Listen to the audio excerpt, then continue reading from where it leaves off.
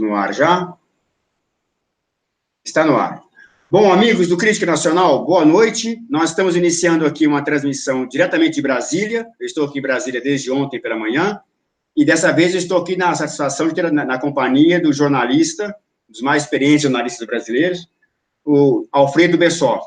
Nós estamos fazendo essa transmissão hoje, vamos fazer, inaugurando uma transmissão simultânea pelo Facebook e pelo nosso canal do YouTube. Então, você que está nos acompanhando aqui agora pelo Crítica, está vendo a transmissão pelo canal do Crítica Nacional no YouTube e também aqui pelo meu perfil pessoal e pela página do Facebook Portal de Brasília também. E também pelo Portal de Brasília, né? Pelo Portal de Brasília, que é o site do jornalista Alfredo Bessó. Então, Alfredo, em primeiro lugar, muito obrigado, satisfação. Tranquilo. Obrigado pelo convite. Não, tudo bem. Obrigado pelo convite e por ter aceito o convite de termos para bater esse papo aqui hoje, né? Eu acho que é importante para a gente fazer essa interação, né? Porque muitas vezes quem vive a realidade de Brasília Exato. É diferente do que quem vive a realidade de outros estados. E é bom fazer essa interação, eu acho que ela ajuda a aproximar as lutas, as angústias e as ambições e as buscas de todos nós. Perfeito. E nós hoje vamos falar, claro, dos fatos políticos mais importantes aí do momento, a começar, talvez, o fato mais importante que vamos ter domingo agora, que são as manifestações previstas, organizadas de maneira espontânea, como hoje nosso presidente enfatizou, em apoio às propostas do governo que estão no Congresso. E vamos falar disso, vamos falar das implicações da votação da MP 870 e do cenário político de modo geral. Então, eu queria começar primeiro dizer ao nosso público que eu estou aqui em Brasília, porque hoje pela manhã, eu vou depois, como comentei um pouco mais cedo numa nota no Crítica Nacional, eu participei de um café da manhã com o presidente da República em companhia de outros jornalistas, né? E vamos falar um pouco da pauta do que foi essa conversa lá. Mas vamos falar aqui das manifestações. Dia 26 agora, é um movimento que ganhou um volume impressionante num tempo relativamente curto, que já teve implicações, né, com as votações essa semana aqui no Congresso. Então, Alfredo, primeiro, a tua avaliação, como é que você avalia o que aconteceu nos últimos dias aí, com esse que é o verdadeiro tsunami que talvez o Bolsonaro previa, né? Na verdade, a grande questão que a gente tem que levar em conta é que o Congresso Nacional, ele é movido por medo, pressão e interesse. Exatamente. Fora disso, Paulo, você que está nos acompanhando, não existe política. Tanto isso é verdade que o Centrão recuou da decisão que ele tinha de não votar, de fazer, inclusive, um projeto novo, né, de Previdência, MP 870. De criar mais ministérios, etc. Eles sentiram... Sabe o que é político corrupto tem medo? Chama-se eleitor. Então, o Centrão recuou dessa sua tentativa de manietar o governo, de controlar o governo. Ele recuou. A dimensão do evento de domingo, Paulo, é tão grande que pode observar que a própria esquerda começou a se preocupar. Exato. Porque a esquerda é muito engraçada. Ela acha bom quando ela faz manifestação durante a semana. Exato. Aí é um momento democrático. Agora, quando a sociedade abre mão da sua folga no domingo para se reunir, aí é um risco para a democracia. É um risco para a democracia, um atentado à democracia, essas coisas todas, né? Essa narrativa. Eu tenho muito receio disso, mas eu acredito que esses momentos, Paulo, são, acima de tudo, momentos divisores de água. O que eles tratam? A sociedade vai saber de que lado está MBL, de que lado está boa parte da cúpula do Novo. Exato. Você entendeu? Então, muitos oportunistas que se elegeram na onda Bolsonaro em 2018 querem tudo, menos compromissos. Então, essa manifestação ela vai ser gigantesca, ela vai ser uma manifestação que não depende do governo, não vai se dar pão com mortadela para ninguém. Exatamente. Certo? Inclusive, eu acho que o Luciano Bivar ainda está devendo. Exatamente, porque a atitude dele dessa semana, a não ser que tenha mudado de opinião nas últimas 8 horas, que eu estava ocupado. Não, mas desde as 18 ele não mudou. Não mudou de opinião. Então, infelizmente, nós queremos aqui registrar a conduta muito ruim do presidente do PSL de dizer que não vai... Não, vieram me procurar. Me procurar, quer dizer, como? O partido do presidente. É importante, Alfredo, até para nosso público sabe disso, mas enfatizar essa manifestação que está sendo marcada para o dia 26, a qual nós do Crítica Nacional endossamos, apoiamos, estaremos presentes, vamos divulgar, estamos divulgando. Lembrar o seguinte, essa manifestação é uma iniciativa da sociedade, não é como o antagonista está de maneira canalha e desonesta, chamando de coisa chapa branca, não é a manifestação do governo, não vai ter pessoas do governo envolvidas, que obviamente não faz sentido, o governo tem que governar, né? A sociedade civil, esse termo não é muito bom, mas enfim. Sim, mas é a realidade, não adianta como você reinventar uma palavra. Vamos criar uma palavra nova para definir. A palavra que as pessoas incorporaram. Mas é a sociedade que decidiu ir para as ruas para quê? Para defender o quê? Para defender aquilo que ela escolheu no ano passado. Lá no primeiro e segundo turno do ano passado. O que os brasileiros, 57 milhões de brasileiros, disseram nas urnas no ano passado, no segundo turno, no primeiro e segundo turno. Nós queremos o fim da política do toma lá da cá, o fim da corrupção, queremos um governo que faça reformas necessárias no Estado, tanto que a pauta da manifestação é a defesa das reformas, a nova Previdência, reforma da administração, que é essa MP 870, ou seja, os brasileiros querem isso, além de uma pauta conservadora que é própria do Jair Bolsonaro. Pois bem, essa pauta que os brasileiros aprovaram, ela vem sendo sabotada ou sofrendo chantagem, para dizer o mínimo, por parte do chamado Centrão. Isso tornou-se um termo aí capaz de uso, mas, na verdade, a gente poderia chamar de esquerdão, na verdade. Esquerdão, corrupção. Esquerdão... Eu não chego a tanto. Corrupto. Mas olha que estão aliados, né? Na verdade, como é que mais ou menos se desenha o Congresso Nacional? Você tem aqui um grupo, independente de quem é o governo, você tem um grupo aí de 100, 120, até 150 ideológicos do governo. Isso, quando o PT era governo, tinha esse montante. Exato. Nós trabalhamos com esse montante também. Tem um outro montante ali entre 90 e 120, que são oposição ideológica, certo? Isso é do jogo democrático. E tem uma ratatúlia que se move nesse meio, que são aí 200 e poucos, a 300, até quem sabe 200, eu calculo entre 240 e 250 membros do Centrão. Esses vão ser guiados pelos seus interesses, pelas suas conveniências. Quem é o chefe hoje do Centrão? Rodrigo Maia. Exato. O Centrão é composto do baixo clero. O Rodrigo Maia, apesar de ser presidente da Câmara dos Deputados e do Congresso Nacional, ele na linha sucessória, ele é o terceiro, ele é baixo clero no comportamento, na postura, na forma de fazer política, na forma de se posicionar diante dos fatos, na forma de trair os governos.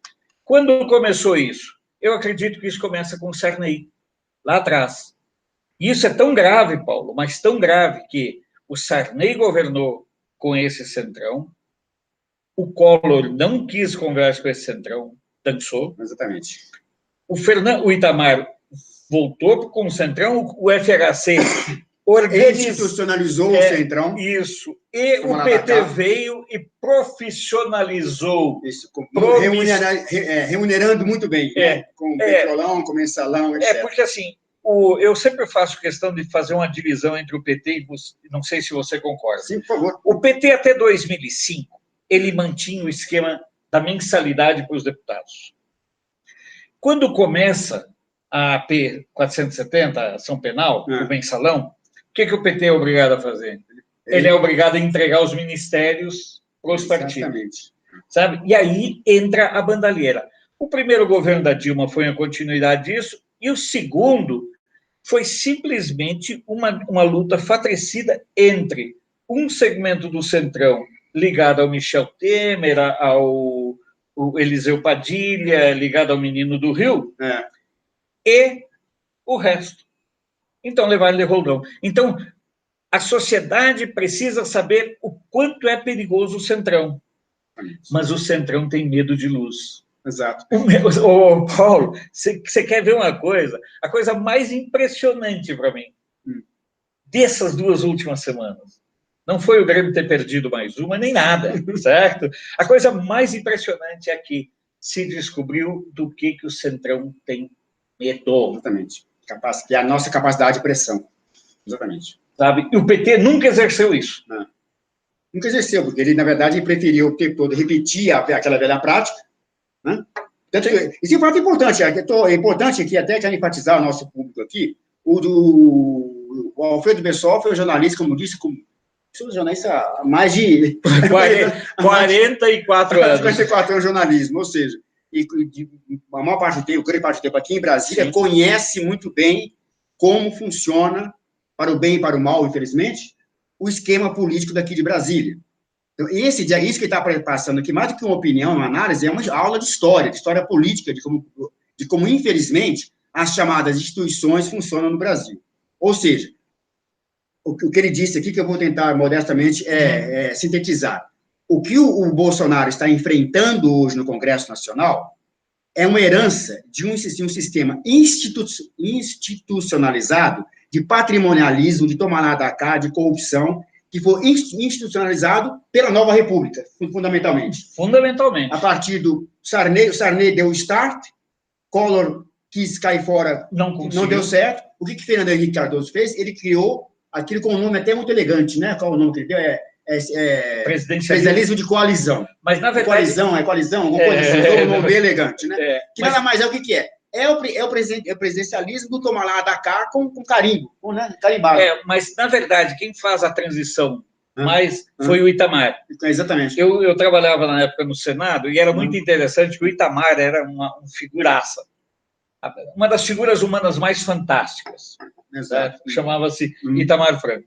E o Itamar gostava desse jogo, que nem o FHC gostava, que nem o Lula gostava, de ficar conversando, sabe, do deputado contar o drama do filho dele, da neta dele, da amante dele. Exato. Certo? Então, esse é um momento, Paulo, que se vence. Nós precisamos dar um basta no Centrão.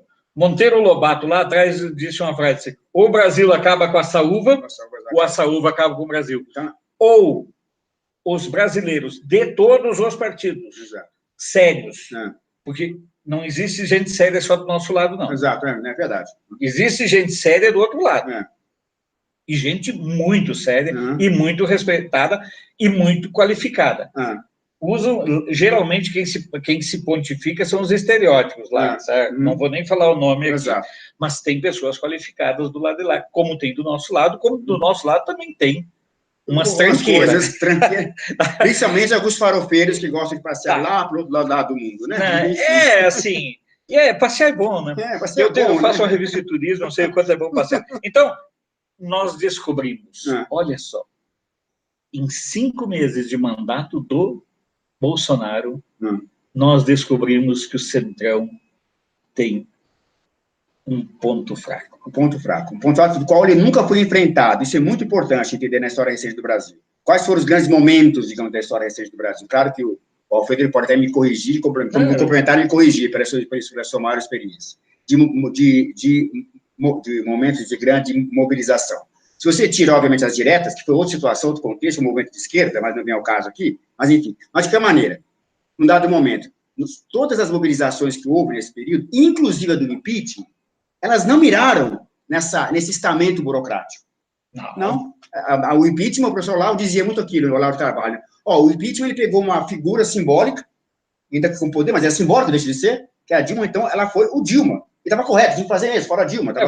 Você criou um adversário. Você criou um adversário, você escolheu, não vou dizer que é exatamente um espantalho, mas quase isso, né? Não é exatamente espantalho. Vamos chamar uma topeira. Uma topeira, né? Mas quase isso. Não, tem um bichinho chamado topeira. Exatamente, quase isso. Mas em nenhum momento a população se mobilizou contra aquilo que, na verdade, que é a entranha do poder na sua forma mais plena, que é isso que o professor chama de, até, na verdade, resgatando aí um conceito do Raimundo Faoro, que é o estamento burocrático, na sua forma, na sua expressão institucional, que é o parlamento, onde você tem o quê? onde você tem uma classe política, não toda ela, o Alfredo destacou muito bem aqui, tem pessoas sérias no parlamento, óbvio que tem, né?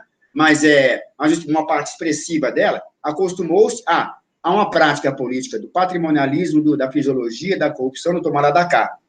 Nós, ano passado, nós rompemos com o petismo, né? Foi importante, claro, na verdade foi uma continuação da ruptura com o petismo, um movimento conservador, tudo mais, que elegeu o Bolsonaro, mas a gente não mirava ainda muito claramente no Congresso. Tanto é que ele está aí, ele foi renovado. Quer dizer, teve a renovação, que eu chamei uma vez, mais quantitativa do que qualitativa. E agora chegou o momento a hora da verdade. Essas práticas que estão prevalecendo na relação executivo e legislativo, que já duram desde a nova República, isso, pela primeira vez na história do Brasil, está sendo enfrentado pelo Bolsonaro. E não vai ser só por ele. Vai ser por milhões de pessoas que vão às ruas para quê? Não é contra o Congresso Nacional, é importante isso. Então, a mentira que os isentões estão espalhando por aí, que estamos indo contra o Congresso, não, é contra o segmento daquela instituição que está sabotando o governo.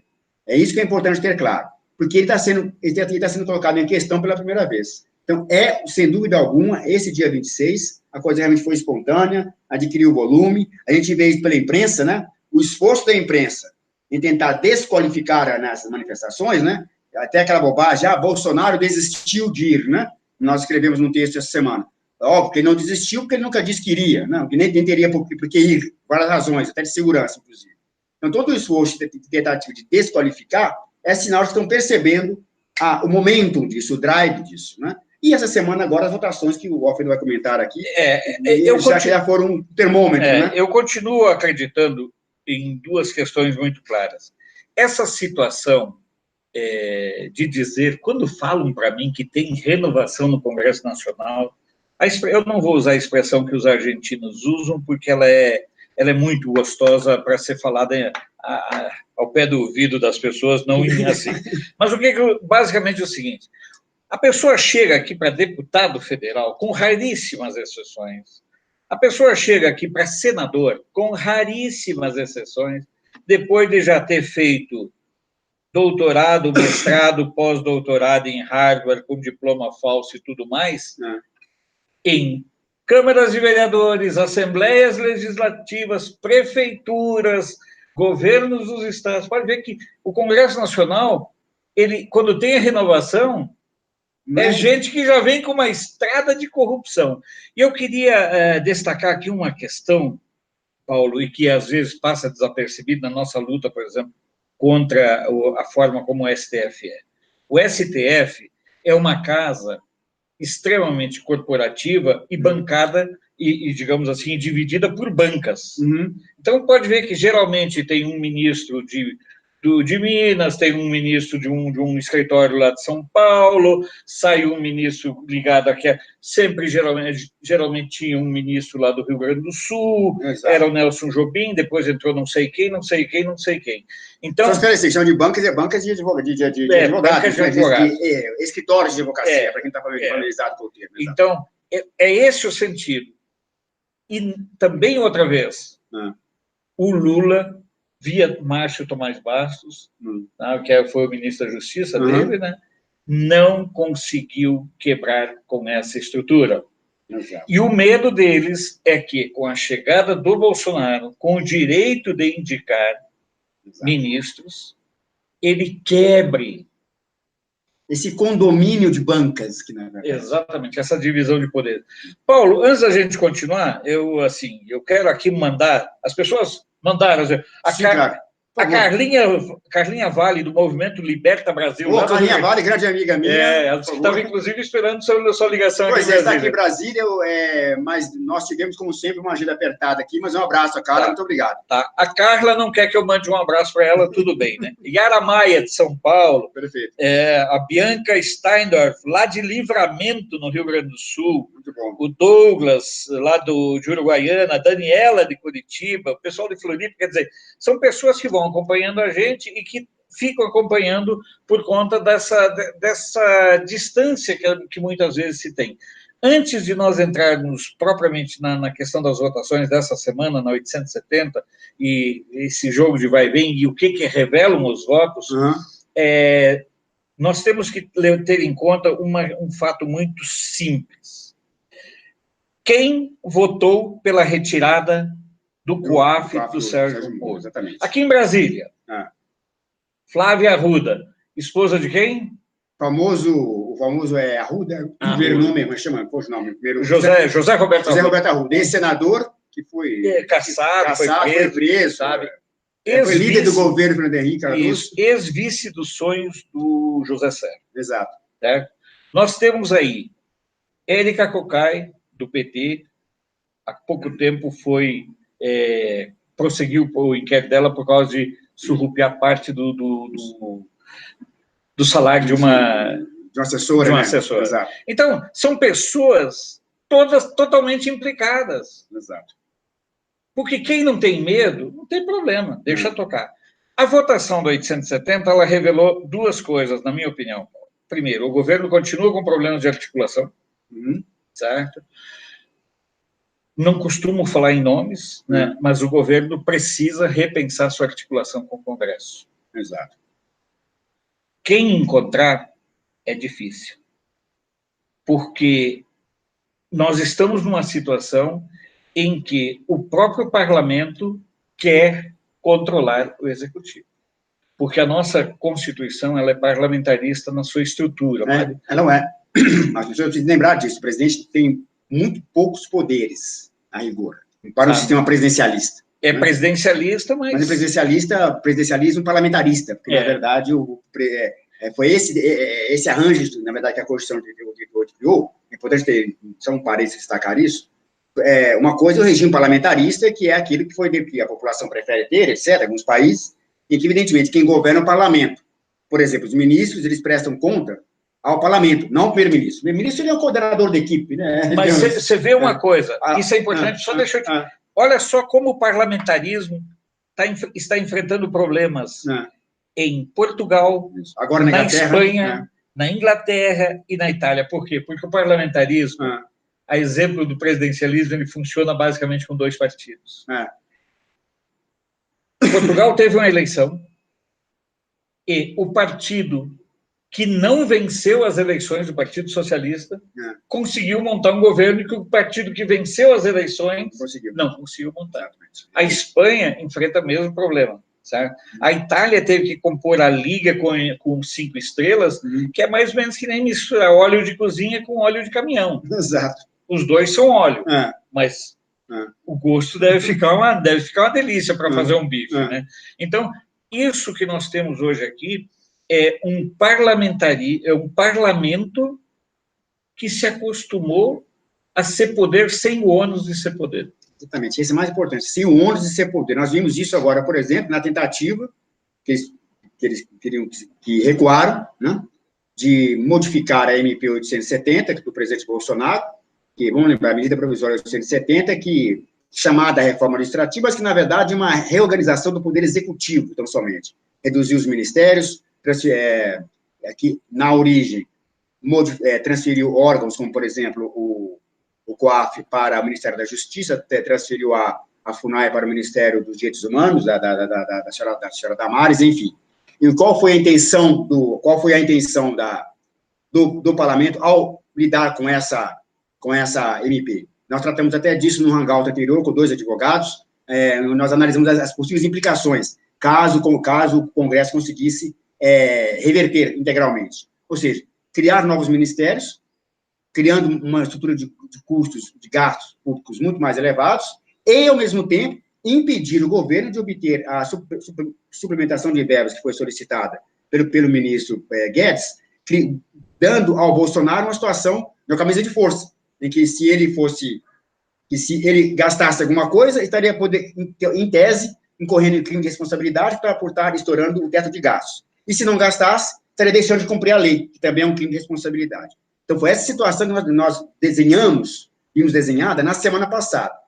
Felizmente, a pressão popular, a pressão nas redes, o crescimento da disposição das pessoas de irem às ruas no próximo domingo, reverteu, na minha avaliação, nas votações que houve ao longo dessa semana, onde eu, agora aqui, a avaliação particular minha, talvez o Alfredo discorde um pouco, Eu não avalio como sendo derrota a questão do COAF indo para a área do Ministério da Economia. É claro que tem pessoas muito corretas e sérias que têm opinião distinta.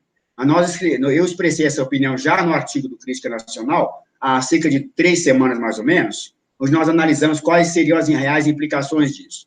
O COAF é um órgão técnico de acompanhamento de operações fiscais, de operações financeiras, etc.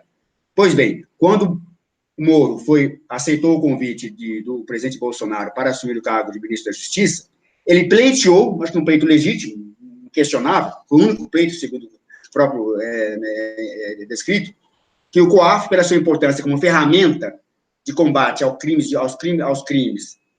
do colarinho branco, uma das ferramentas, que ficasse na alçada do Ministério da Justiça. Então, ele foi para o Ministério da Justiça por meio da medida provisória de Bolsonaro. Pois bem, e agora, nessa votação, embora pareça que é uma tentativa do Senado de mudar isso, mas eu acho um pouco, em princípio, um pouco viável, eu acho uma derrota. Eu acho. Principalmente exato. porque, na minha opinião, sim, Paulo, sim. Isso me pareceu uma patifaria. Não tem outro. Não, foi isso. Nunca aconteceu de um parlamento, Paulo, estadual, de um parlamento qualquer que fosse, não aprovar a reestruturação administrativa do governo que está entrando. Exatamente. Na minha opinião, foi uma derrota porque, olha, é igual aquele jabuti que colocaram. Jabuti é uma expressão que quer dizer o seguinte, medida provisória sobre exportação de laranja, deputado X vai lá e bota uma emenda proibindo a importação de jacaré, sabe? Não tem nada a ver. Exatamente. Tá? Que é aquela questão dos auditores fiscais da Receita não poderem passar mais dados para o Ministério Público sem autorização judicial. Exato. Na verdade, o que a banda podre, digamos assim, do Congresso Nacional quer? Ela quer se proteger. Exatamente. Ela quer se blindar, certo?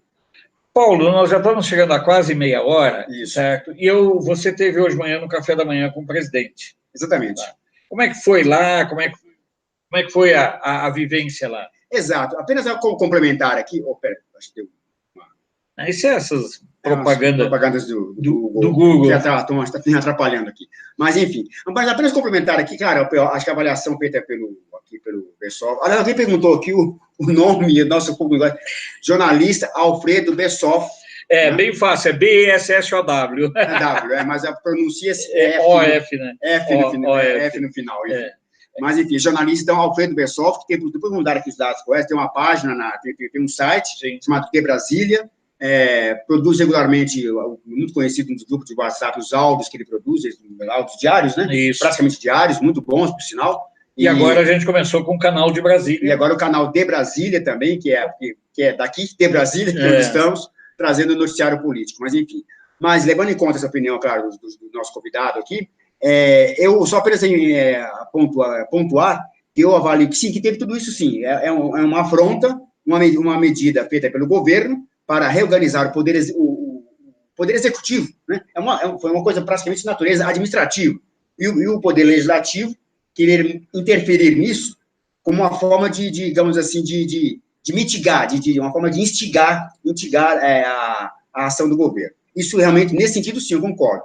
Porém, acho que é importante enfatizar que no que diz respeito ao combate à corrupção, o COAF como instrumento de combate à corrupção, eu acredito que essa mudança, ainda que ela não corresponda a uma vontade do governo, no que diz respeito ao desenho administrativo do Executivo, em que o COAF ficaria na alçada do Ministério da Justiça, eu acho que essa mudança, ainda que não corresponda a essa vontade, nesse sentido foi uma derrota, concordo contigo, mas não é necessariamente uma derrota no que diz respeito à disposição do governo, em primeiro lugar do presidente, né, de combater a corrupção, com todos os meios que tem em mãos, os meios legais que estão em mãos.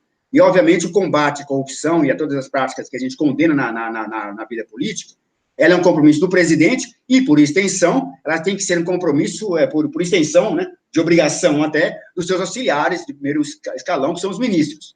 Então, eu não acho, particularmente, por exemplo, o ministro Paulo Guedes, ele vai, desculpa essa expressão aqui, entre aspas, fazer mole, digamos assim. Eu já não tenho essa confiança toda. Eu já não tenho essa confiança toda, exatamente porque vai ser montada outra equipe.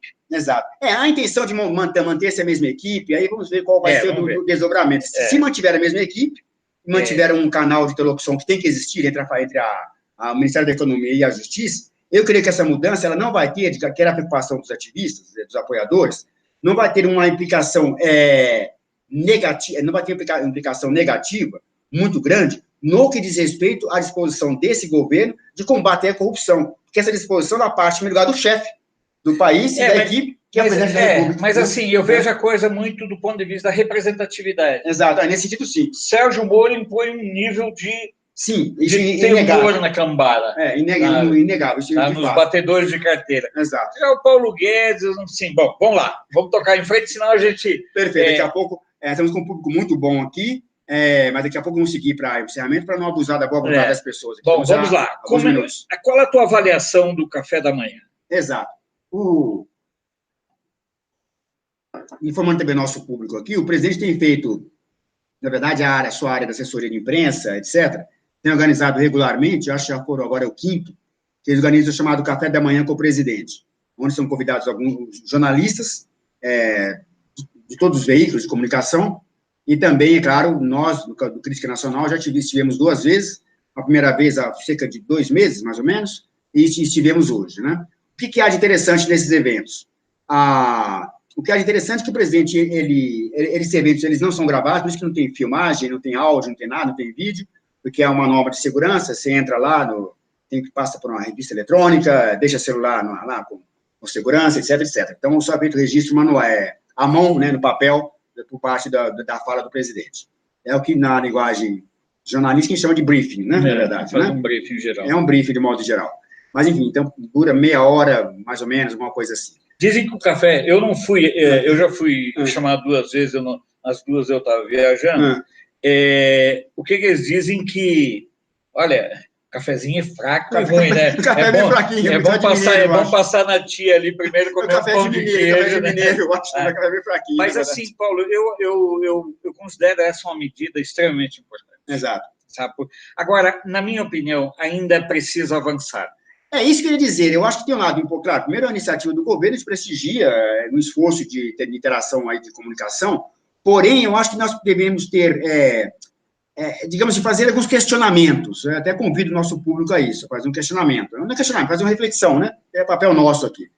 A gente sabe o quanto que a imprensa, a grande imprensa, ela na verdade, ela não é neutra, nem tem que ser, nem imprensa é neutra, não existe isso, né? Ela tem um lado. Nós sabemos o papel que a grande imprensa desempenha nesse governo de guerra política contra o governo. Que uma coisa é se tem uma posição política contrária, que é legítima, é uma democracia. Outra coisa é a produção de fake news, distorções, e tudo que nós conhecemos que a grande imprensa faz. Pois bem, o que acontece? Para ser avaliado, né? Eu estou aqui convidando o leitor, o nosso público, a avaliar isso.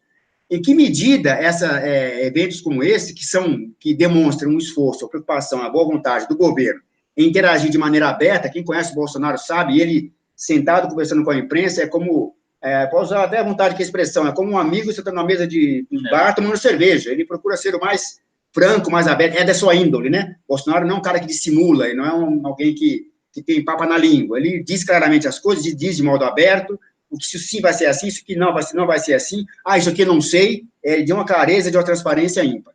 Agora, o que acontece? Apesar desse esforço, que é meritoso, a grande imprensa continua jogando contra o governo. Eu acho que aí está o primeiro erro. Pois é, aí está o problema. Eu acho que o primeiro erro é ficar dando milho. Exatamente. Então, chegou no ponto que eu queria chegar. Olha só. É meritoso o esforço, mas qual o resultado? Sabe, eu acho o seguinte, quem o governo deveria levar para, na minha opinião? Chama um jornalista lá de Pernambuco, chama da Paraíba, exato. Sabe? Eu vou contar uma experiência rapidinho, 1 minuto, que eu fiz quando eu trabalhei como assessor de imprensa do deputado Wilson Souza, de Blumenau. O que nós fazíamos? Nós, uma vez por mês, convidávamos um jornalista que podia vir com a família aqui para Brasília. Ele ficava um fim de semana aqui. Rapaz, pensa numa utilização de matéria positiva. Exato. as coisas bancadas pela cota pessoal do deputado ou da empresa dele, que ele era um dos donos da Dudalina. Eu acho que o governo tem que começar a sair do eixo Rio, São Paulo, Minas. Vamos trazer gente do interior de Santa Catarina, gente da Paraíba, gente da Bahia, trazer para cá. Exatamente. Porque essas pessoas vão valorizar muito mais o contato com o presidente do que essa rapaziada de redação aqui do...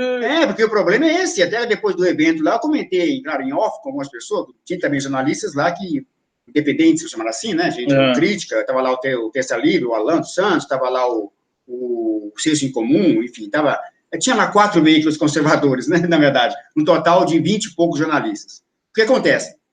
Ali tudo bem, quem está lá no evento, ele é todo mundo educado, muito gentil, as jornalistas muito simpáticas, etc., mas sai dali, vai para a redação para produzir fake news contra o governo. Esse é o problema. Então, o que seria mais... Então, de novo, eu não quero aqui, de maneira alguma, seria até deselegante, né? Fui convidado para ir lá, agradeço o convite mais uma vez, e irei de novo quando for outras vezes, enfim, se for o caso, mas, então, seria até deselegante fazer uma colocação não muito apropriada sobre o evento em si. Mas eu estou pensando no seu resultado político para o governo. Porque, é claro, o governo ele tem que ter interação com a imprensa, inegável, de igual maneira. Por que não limitar a sua interação com a grande imprensa, aquela que é objetivamente inimiga do governo? Mas o governo... Vem cá, mas se tem 4, já estavam todos lá. Quem são? Vem cá, vamos ver. Quem é que é grande imprensa hoje no Brasil? É a Globo. Folha de São Paulo, Rede Globo, Estadão. Estadão, Valor Econômico, Veja. Que, na verdade, Valor Econômico é Globo. Da Globo, né? Sabe? Globo, né? Então, convida um... Na verdade, hoje, as famílias emissoras de conteúdo no Brasil, esse conteúdo perverso que tem aí, ela está centrada em 4 a 5 famílias. Tem o Sirotsky lá no Rio Grande do Sul, a RBS. Então, você não sai disso. Mas eu não vejo razão de você chamar alguém 2 veículos do mesmo grupo. E chama pessoas de fora. Quer dizer, eu volto a dizer, certo? Eu, assim, se você um dia me convidar para ir na sua casa e o churrasco estiver ruim, eu vou dizer. Exato. Eu não alivio, né? Eu não tenho muito essa questão de me preocupar em... Olha, o que eu acredito que seja hora de fazer? Abrir esse leque. Exato. É imprescindível. Essa é a minha avaliação também. Trazer gente de Minas, trazer gente do Espírito Santo. Cara, porque daí nós vamos começar a mostrar para as pessoas, porque o mais importante não é nem o que acontece ali no café. Que é uma conversa, o café é ruimzinho e tal. Que é o pós. Por exemplo, já pensou se hoje você tivesse encontrado jornalista da Paraíba, de Pernambuco, de Santa Catarina, você teria feito um networking. Exatamente. Muito mais apropriado. Muito mais apropriado. Eu não teria razão, eu pessoalmente tenho razão alguma para querer trocar telefone com o André Sadi, com não sei quem da Folha, com não sei quem da Veja. Eu, no máximo, dou um bom dia por educação. No máximo isso, sabe? Né? Mas não então, razão, eu acho o seguinte, e outra coisa, esse grupo, a Sadi e outras coisas, são os arroz de festa, eles vão sempre. Exatamente, né? Então, se fica uma sugestão aqui ao pessoal da comunicação, que é um pessoal excepcional, trata super bem. Eu até vi reforçar o general Rego Barros, tem uma relação muito boa com o conjunto de jornalistas, chegaram muito bem tratado, muito bem recebido, enfim, toda a equipe que organiza, né, o Coronel Campos, com quem conversei por telefone até, são pessoas empenhadas, é inegável, empenhadas em fazer o melhor trabalho possível. Então, o que eu estou colocando aqui, que nós estamos colocando aqui, eu, Alfredo, a gente não combinou nada aqui, obviamente, né? A gente realmente coincide numa avaliação idêntica, e acho que até a opinião do Alfredo pesa mais, por ser jornalista muito mais experiente, né? Tem uma bagagem de perceber, ou seja, o que eu estou questionando após esses 4, 5 meses, com essas experiências, é qual tem sido o saldo de comunicação político para o governo. Ou seja, plantar semente. Plantar semente, ou seja, ele não tem acontecido. Por quê? Porque os veículos que estão lá são os mesmos que continuam fazendo. Volto a insistir, não é problema de crítica ao governo. Crítica tem que ter. Até o Crítica Nacional, se necessário for, vai criticar o governo naquele crítica, como já fizemos em questões que a gente julga pertinentes. Porém, há uma diferença de fazer a crítica e entre você agir de má fé, produzir fake news, distorções, tudo que a gente conhece, né? Então, veja, como a imprensa decidiu, a grande imprensa, praticamente toda ela, decidiu promover guerra política contra o governo, que o governo deve fazer, na minha avaliação, diz respeito à sua relação com a imprensa? Ele deve, portanto, já que é para fazer a guerra política, dentro de uma ação institucional correta, dentro da lei, procurar meios outros de quebrar um pouco dessa guerra. Você vai fazer quebrar como? O Alfredo sugeriria aqui um meio que eu acho que é isso. Convide jornalistas que não são desses grandes redes, gente que lugares saindo do eixo, realmente do eixo Rio, São Paulo, Brasília, convida, porque é lá que tem o voto do Bolsonaro, é lá que está a pessoa comum, o cidadão comum, dos pequenos veículos, dos jornais, das redes locais, das emissoras de rádio locais, das TVs locais, até do jornal impresso local, em outras regiões do país, ali que vai ser, a dimensão daquilo vai ser muito maior, porque não faz sentido a gente ficar adotando uma estratégia que, volto a insistir, realizada com muito empenho, dedicação e com a melhor das intenções, cujo resultado político, que a gente vê na grande imprensa, não está surtindo efeito. Não surte mídia. Não surte mídia. Então, então, a descrição que eu faço do evento é esse. Como disse, reflete um esforço meritoso da equipe de comunicação, porém, ela merece uma avaliação crítica, positiva da nossa parte, que, coincidentemente, aqui, eu e o Alfredo, nós convergimos nessa análise, ou seja, a gente vai lá, acha muito importante, prestigia, etc., mas percebe que o que interessa para nós que o governo Bolsonaro avance, dê certo, que seja cobrado, sim, e criticado quando for o caso, qualquer veículo pode, deve, é obrigação, inclusive veículos da direita conservadora, tem que cobrar e criticar quando for o caso, porém, que nós sabemos hoje que não é isso que acontece, que existe uma guerra desleal, com base em fake news, em distorções, contra o governo. Aí, se o outro lado quer guerrear, você tem que usar outros meios para lidar com isso. Né? Agora, não dá para só acusar a imprensa. Tem muita gente do nosso lado que vaza informação. Além disso, né? Olha, eu vou dizer uma coisa para ti. Eu tenho alguns amigos dentro da Folha de São Paulo, em outros jornais. Tem um que eu não posso dizer o nome, que é muito meu amigo. Ele chegou e disse: Alfredo, meu telefone, quem liga passando informação contra o governo é gente de dentro do governo. Eu não preciso ir atrás de notícia contra o governo. Tá? Tinha uma figura aí que já foi defenestrada, que era especialista. Eu lembrei dele agora, né? Exatamente. Tá? Né? Mas não é só ele. Não é só ele, Tem seguramente. muita gente fazendo isso. Paulo, é o seguinte, nós já estamos praticamente com 40 minutos, 45. Então, não vamos abusar da boa vontade do nosso Vamos só lembrar o seguinte, eu sei que tu deu uma pauta extensa, que nós vamos conversar outras vezes, só vamos lembrar o seguinte, domingo. Exatamente, domingo, meus amigos. Então é isso. Hoje, como disse, estão perguntando aqui de novo, um público muito bom, agradeço, né? Jornalista Alfredo Pessoff, de Brasília, um dos mais experientes jornalistas políticos do Brasil. Tem um site chamado debrasilia.com.br, e quem acompanha os grupos de WhatsApp diariamente tem os áudios, e também lá no site, inclusive, os podcasts estão lá, a coletânea deles, né? Eles estão lá. E o canal chama-se Canal de Brasília. Canal de Brasília, com o noticiário político daqui de Brasília. Então, comentários, estou aprendendo até a fazer isso. Então, muito obrigado. Agradeço mais uma vez, Alfredo, agradeço o nosso público. Vamos enfatizar. Próximo domingo, agora, domingo, dia 26, vai ter em várias cidades. Eu, particularmente, vou estar em São Paulo. Né? Eu vou estar aqui em Brasília. Vou fazer uma live às 10 horas da manhã da Esplanada. Perfeito. Aqui é de Brasília, então, já que está aqui, vai ser às 10 da manhã, né? Aqui às 10 da manhã. Em São Paulo será na Paulista, a partir das 14 horas. Eu estarei lá. Enfim, vou insistir. É fundamental que as pessoas venham, as pessoas que apoiam a pauta conservadora, o programa de governo eleito, aprovado pelas urnas, pela maioria, em 2014, em 2018, no ano passado. Venha para as ruas, nós vamos repetir aquilo que nós fizemos em outros momentos. Manifestação pacífica, ordeira, não é partidária no sentido convencional, não é manifestação governamental, ela não é chapa branca, né? Esse termo terrível. Mas eu não tenho nenhum problema em ser chamado de chapa branca, não. Bem, olha aqui, uma manifestação em defesa. Não, quando diz chapa branca, tem uma insinuação. Não, isso não tem dinheiro público, não tem nada. Eu vou para lá. Os cidadãos. Né? Eu vou para lá para defender o governo que eu elegi. Exatamente, fazer isso é legítimo. E se quiser me chamar de chapa branca, beleza, não tem problema. Até porque, vale lembrar aqui um parênteses, até coloquei no artigo essa semana no Crítica.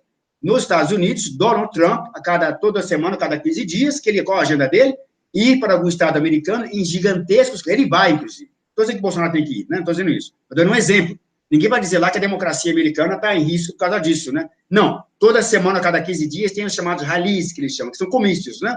Só que lá eles têm a tradição de fazer local fechado, em estádios, o Macron fez isso depois dos coletes amarelos, ele foi fazendo reuniões em toda a França. Ou seja, é legítimo e democrático que os governantes façam também a disputa política, no seu sentido mais substantivo da sociedade. Mantenham contato com o povo. Porque, com o povo. Sabe?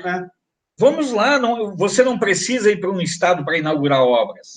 Você tem que criar o hábito de discutir política com as pessoas, não no momento de festa, mas no cotidiano. Não tem problema, exatamente. Então é isso. Então, dia 26, nos veremos todos lá, amigos. Mais uma vez, obrigado a quem nos acompanha. Obrigado, Alfredo.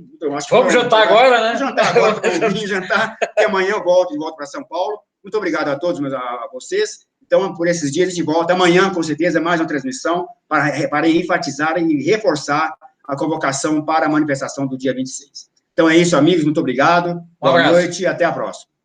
Finaliza aqui.